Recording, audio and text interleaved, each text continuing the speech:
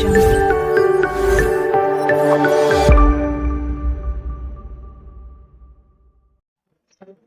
है, तो आज हम लोग यूनिट डायमेंशन का अंतिम वीडियो हिंदी माध्यम में डाल रहे हैं। ये बहुत सुखद स्थिति है कि हम लोग आज यूनिट डायमेंशन का लास्ट वीडियो डाल रहे हैं, तैयार कर रहे हैं। तो इससे पहले हम लोग यूनिट डायमेंशन के बारे में, मात्रक और विमा के बारे में पढ़े। मात्रक क्या होता है, भौतिक राशि क्या होता है, उसका मात्रक क्या होता है, विमा क्या होता है। फिर जो विमीय विश्लेषण है उसका 3 मेरिट होता है, 3 गुण होता है, 3 अवगुण होता है। तो 3 गुण के बारे में हमने चर्चा किया। पहला गुण ये है कि किसी भी भौतिक समीकरण को विमीय आधार पर चेकअप करने में, जांच करने में, यानी किसी भी समीकरण में यदि जो LHS में विमा है वहीं RHS में विमा होगा तो हम कहेंगे कि दिया हुआ समीकरण विमा के आधार पर सत्य है। यदि ऐसा नहीं होता है, जो LHS में विमा है वह यदि RHS में विमा नहीं होगा तो हम कहेंगे कि दिया हुआ समीकरण सत्य नहीं। दूसरा ये होता है कि एक राशि से दूसरे राशि में बदलने में, कन्वर्ट करने में, SI से CGS या CGS से SI। तीसरा मेरिट है कि 2 या 2 से अधिक भौतिक राशि के बीच संबंध स्थापित करने में। तो यहां तक हम लोग कर लिए हैं। अब हम इसके अवगुण के बारे में चर्चा करेंगे, यानी विमीय विश्लेषण का अवगुण। विमीय, केवल सुनो, केवल सुनेगा, ये लिखेगा भी, लिखते चलो। हाँ, विमीय विश्लेषण का अवगुण। विमीय विश्लेषण का अवगुण बोलिए कि सर वीडियो तैयार कर रहे हैं, धीरे से।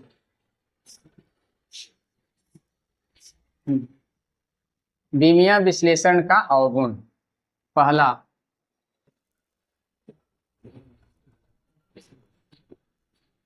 मैसेज कर दीजिए सर, आधा घंटा बाद बात कर लेंगे।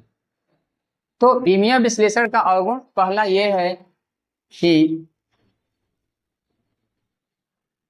किसी भी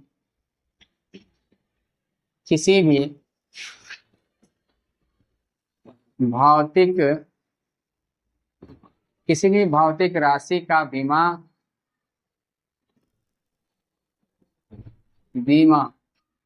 किसी भी भौतिक राशि का बीमा उसको जानने के लिए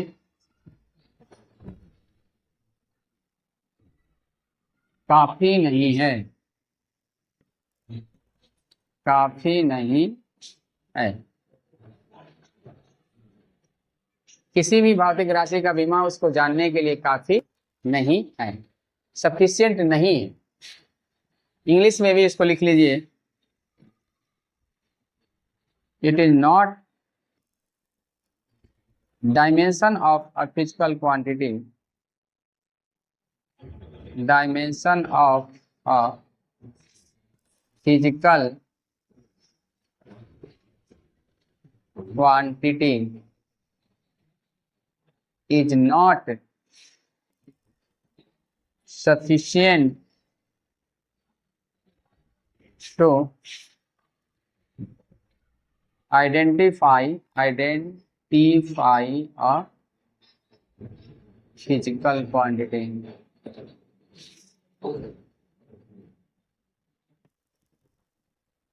ठीक है, किसी भी भौतिक राशि का बीमा उसको जानने के लिए काफी नहीं है। Dimension of a physical quantity is not sufficient to identify a physical quantity. ठीक है, किसी भी भौतिक राशि को जानने के लिए बीमा ही काफी नहीं है। क्यों भाई? आप देखिए, क्योंकि पहले समझ लीजिए तब लिखिएगा। क्योंकि ऐसा संभव है कि दो या दो से अधिक भौतिक राशि का बीमा एक ही हो, है ना। ऐसा संभव है कि दो या दो से अधिक भौतिक राशि का बीमा एक ही हो। जैसे मान लीजिए चाल, तो चाल का बीमा क्या होता है? LT-1। वेग का बीमा क्या होता है? LT-1। तो LT-1 के आधार पर हम गारंटी के साथ नहीं कह सकते हैं कि चाल ही होगा, गारंटी के साथ नहीं कह सकते हैं कि वेग ही होगा। चाल भी हो सकता है, वेग भी हो सकता है, दोनों हो सकते, ठीक है। तो वही कहता है कि किसी भी भौतिक राशि को जानने के लिए, पहचानने के लिए केवल बीमा ही काफी नहीं है। ऐसा संभव है कि दो या दो से अधिक भौतिक राशि का बीमा एक ही हो। जैसे ऊर्जा का भी ml2t-2 होता है, कार्य का भी ml2t-2 होता है, संवेग का ml-t-1 होता है, आवेग का भी ml-t-1 होता है। ऐसा संभव है, ऐसा बहुत सारा उदाहरण है, ठीक ना। इसलिए केवल बीमा उस भौतिक राशि को जानने के लिए, पहचानने के लिए काफी नहीं है। आगे आप लिखिए इसमें आगे, ऐसा संभव है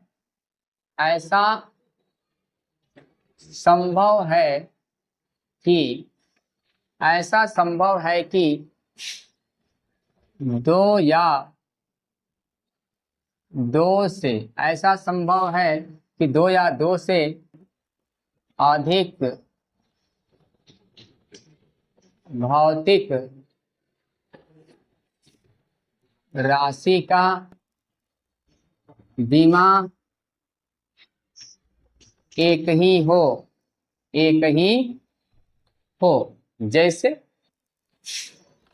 जैसे मान लेते हैं कि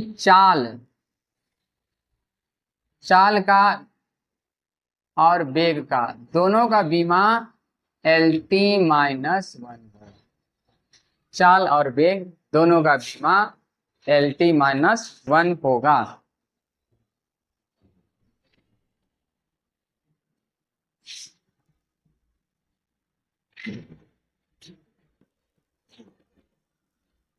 आप देखिए, तो उसी तरह से बल आघूर्ण,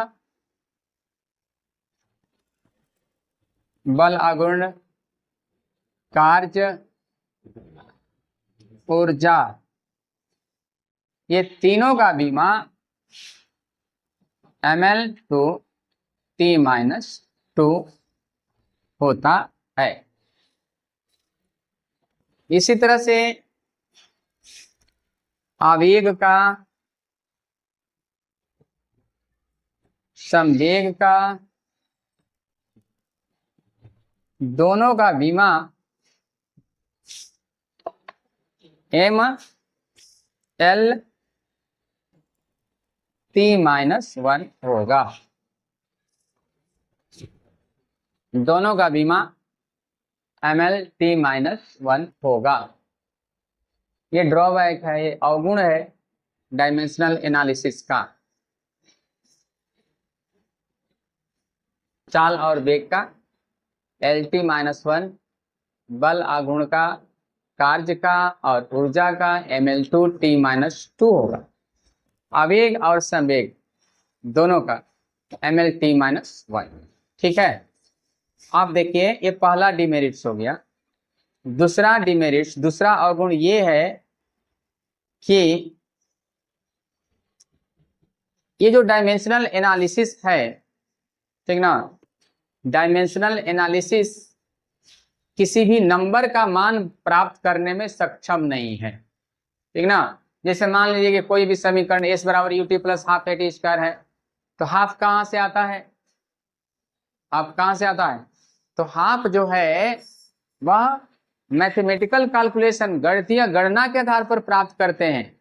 दूसरा t बराबर 2π√L/g, तो 2π कहाँ से आता है? एक्सपेरिमेंट से आता है।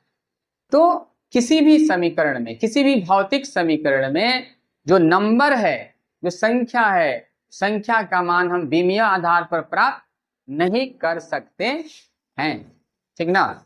तो मेरी डिमेरिट्स 2 लिख लीजिए।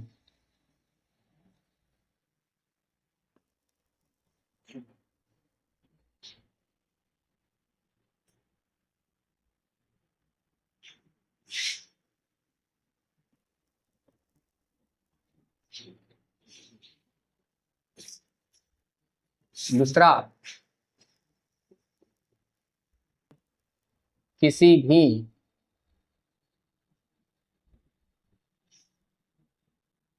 भौतिक राशि, भौतिक समीकरण, किसी भी भौतिक समीकरण में, किसी भी भौतिक समीकरण में संख्या का मान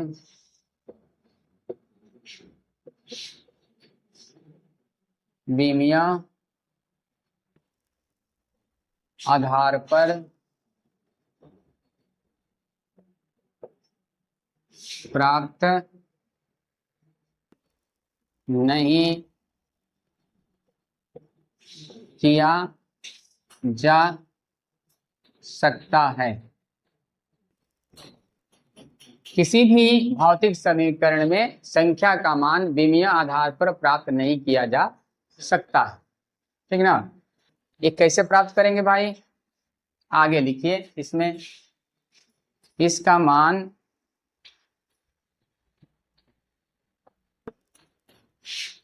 प्रयोग या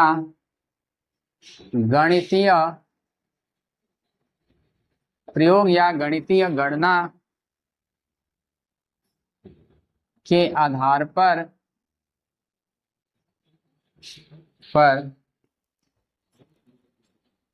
प्राप्त किया जाता है, प्राप्त किया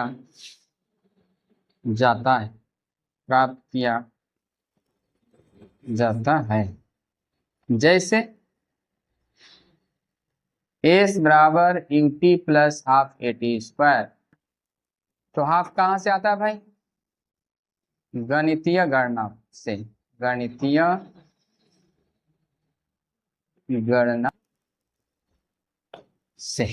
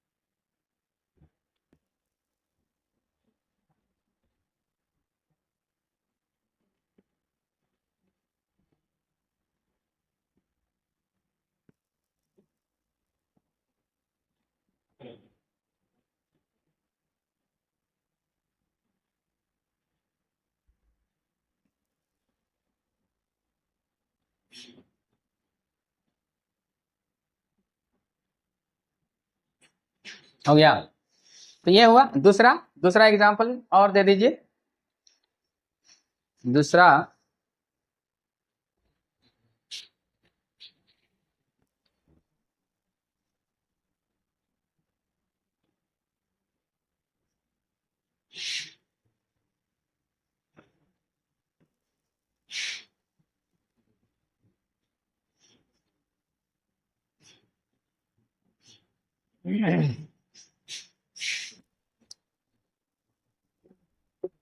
t बराबर 2π√L/g,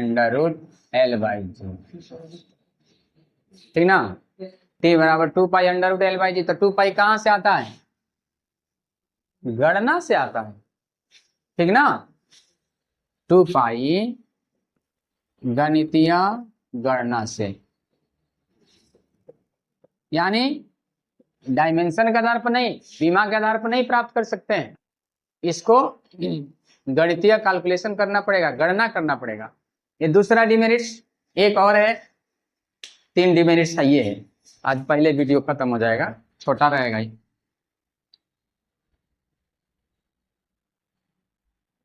तीसरा,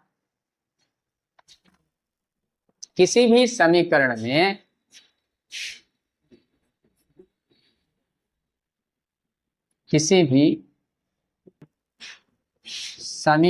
में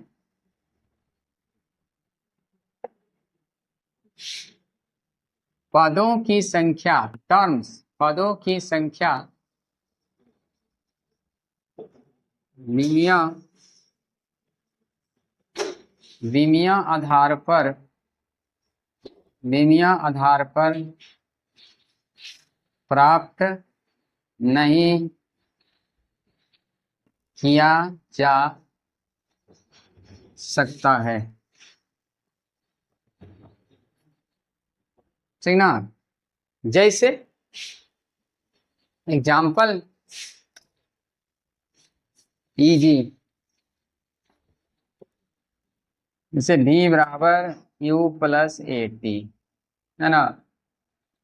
तो u का LT-1, ये क्या है, LT-2 है, इंटू t है, LT-1 plus LT-2 plus 1, LT-1 plus LT-1, LT-1 है ना, होगा 10 को LT- होगा तो क्या होगा, LT-1 होगा। तो इस तरह से हम इसको देख करके निर्धारित नहीं कर सकते हैं कि कितना पदों की संख्या है, कितना टर्म्स की संख्या है, ठीक ना। ये हमारा ड्रॉबैक्स है। तो इस तरह से हम लोग यूनिट डायमेंशन को क्लियर किए। इसका यूनिट डायमेंशन में सबके बारे में हमने बताया कि मूलभूत राशि क्या होता है, फंडामेंटल क्वांटिटीज क्या है, डिराइव्ड क्वांटिटीज क्या होता है, इसके बाद मात्रक क्या होता है, 3 डिमेरिट्स हो गया, 3 मेरिट्स हो गया। तो ये हम लोगों का हिंदी माध्यम का जो यूनिट डायमेंशन का वीडियो है आज कंप्लीट हो रहा है। बहुत बहुत शुभकामनाएं, शुभ आशीष। फिर हम लोग इंग्लिश माध्यम, एक खुशखबरी है इंग्लिश माध्यम के बच्चों का कि नेक्स्ट डे हम लोग इंग्लिश माध्यम में यूनिट डायमेंशन को स्टार्ट करेंगे, यानी इंग्लिश माध्यम में भी वीडियो उपलब्ध रहेगा। प्रत्येक चैप्टर का वीडियो दोनों माध्यम में उपलब्ध रहेगा। यह अपने आप में एक अद्भुत बात है, क्योंकि ऐसा जनरली देखा जाता है कि या तो हिंदी माध्यम में है, नहीं तो इंग्लिश माध्यम में, लेकिन हम लोग का जो वीडियो है ये दोनों माध्यम में उपलब्ध रहेगा। बहुत बहुत धन्यवाद। शुभ आशीष।